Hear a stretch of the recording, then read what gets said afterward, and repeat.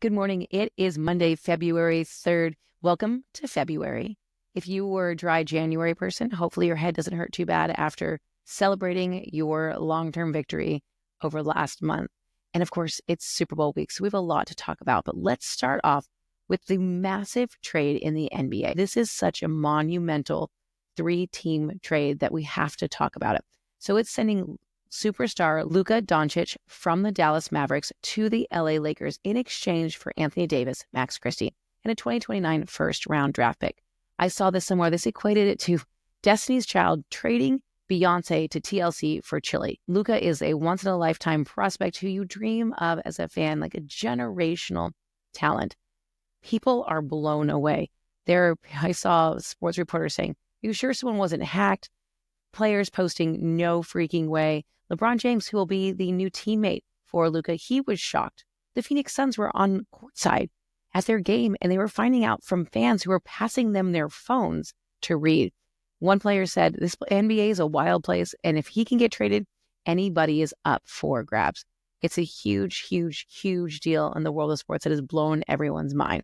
Now, this had major financial ramifications for Luca.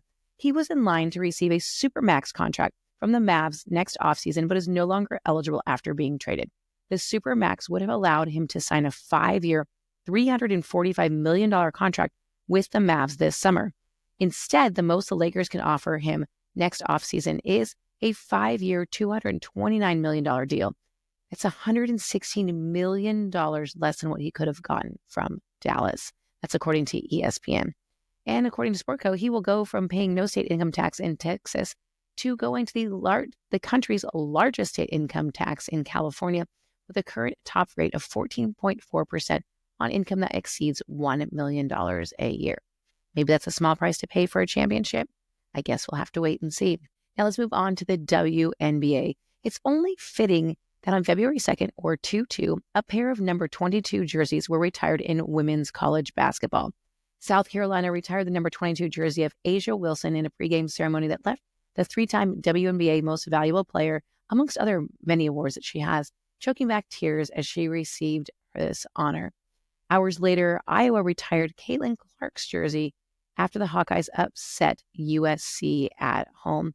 The 2024 WNBA Rookie of the Year had a great speech afterwards, and it was really nice to see USC, even though they lost, stuck around. And their coach said, "We realize the impact that Caitlin Clark and where they're at in the movement in women's sports, and they really wanted to have their team be present to see it regardless of the outcome of the game." Really cool to see. Happening this week, we have National Women and Girls in Sports Day. We also have a birthday for Cristiano Ronaldo.